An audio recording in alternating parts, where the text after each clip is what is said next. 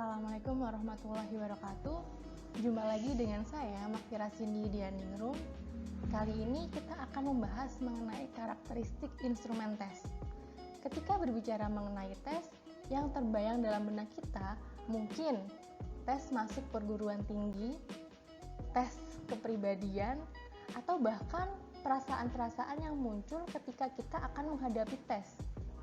Misalnya perasaan cemas, atau malah perasaan gembira karena tidak sabar untuk menghadapi tes tersebut. Nah, berbicara tentang tes, pasti juga akan membicarakan mengenai hasil dari tes tersebut. Ini adalah salah satu harapan ketika kita telah melaksanakan tes. Sebagian dari kita mungkin akan mencemaskan bagaimana ya hasil dari tes nanti, apakah akan memuaskan atau bahkan sebaliknya. Untuk para kaum yang menganut filosofi stoicisme, mereka akan lebih fokus pada apa yang bisa mereka kendalikan. Apa itu? Misalnya adalah usaha untuk bisa menghadapi tes dengan baik. Jadi untuk urusan hasil itu kan tergantung pada banyak faktor ya, tidak hanya dari faktor diri kita. Nah, mereka tidak akan memusingkan bagaimana hasil itu, meskipun pasti ada harapan-harapan yang mereka harapkan. Misalnya saja seperti ini.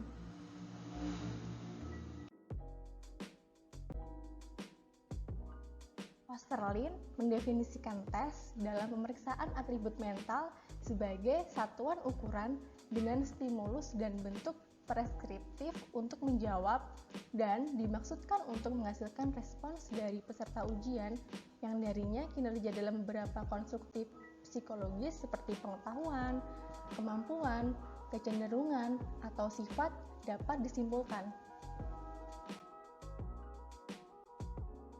Ketika kita membicarakan tentang tes, kita tidak bisa menyebutnya sebagai pertanyaan karena item tes dapat berupa banyak format. Beberapa di antaranya tidak berupa kalimat interrogatif. Apa aja format tes itu? Di antaranya adalah pilihan ganda, seperti yang tertayang pada layar. Kemudian ada benar salah. Ada menjodohkan. Mungkin ketika berbicara tentang menjodohkan, kita akan mengingat contoh format ini pada saat SD kali ya, karena memang banyak pertanyaan yang ditunjukkan dalam format menjodohkan pada saat kita masih SD. Kemudian ada juga melengkapi kalimat, jawaban singkat, dan juga prosedur close. Prosedur close ini biasanya terdapat pada soal-soal bahasa Inggris.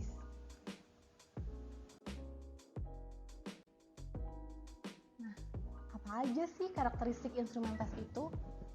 Booth pada tahun 1996 menunjukkan menyatakan 7 karakteristik atau kriteria instrumen tes. Yang pertama adalah valid. Tes dikatakan valid apabila tes benar-benar mengukur apa yang seharusnya diukur. Yang kedua, reliable. Tes dikatakan reliable jika tes menghasilkan data yang konsisten kapanpun tes dilaksanakan. Reliabilitas mengacu pada konsistensi atau pengulangan tes atau pengukuran. Kemudian ada objektif. Tes dikatakan objektif jika tes dapat diskor dipengaruhi oleh pendapat orang lain.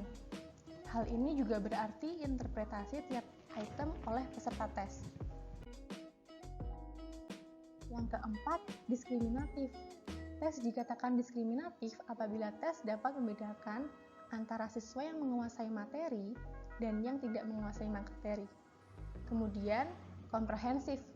Tes yang komprehensif adalah tes yang cukup panjang dan jumlahnya sesuai. Yang terakhir adalah praktis.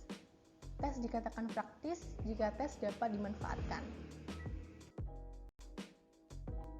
Selain Booth, Oesterlin juga menyatakan karakteristik instrumen tes.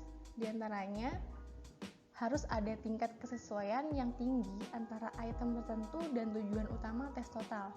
Yang kedua, tujuan utama harus didefinisikan dengan jelas.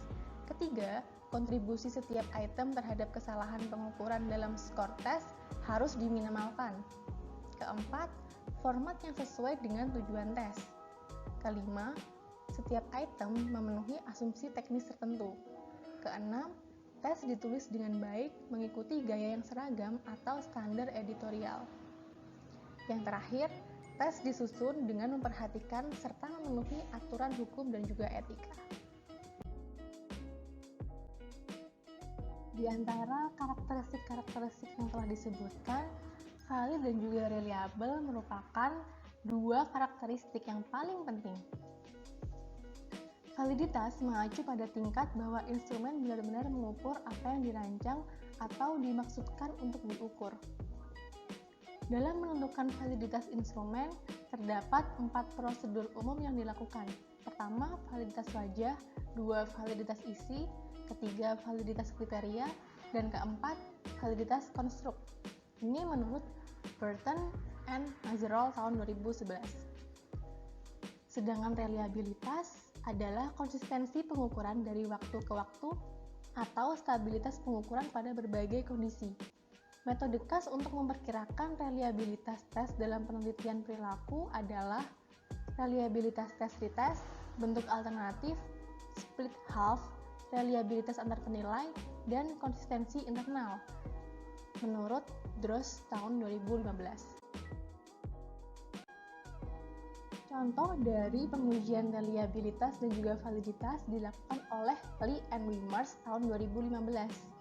Mereka menguji reliabilitas dan validitas instrumen penilaian kinerja PBL dalam 4 domain, yaitu pemecahan masalah, penggunaan informasi, proses kelompok, dan profesionalisme pada 2 kelompok mahasiswa kedokteran dengan jumlah 310 mahasiswa dengan 2 tahun data evaluasi PBL diekstraksi dari arsip yang dinilai oleh total 158 penilai fakultas.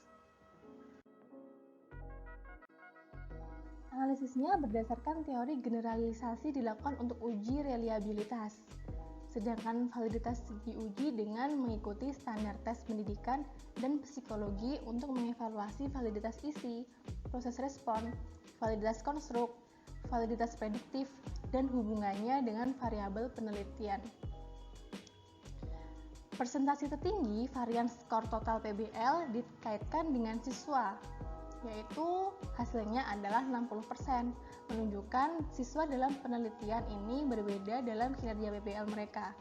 Koefisien generalisasi dan ketergantungan cukup tinggi, sebesar 0,68. Menunjukkan instrumen tersebut dapat diandalkan untuk memperingkat siswa dan mengidentifikasi pemain PBL yang kompeten. Pola korelasi antara skor domain PBL dan ukuran hasil sebagian mendukung validitas konstruk. Sekian dari saya, semoga bermanfaat.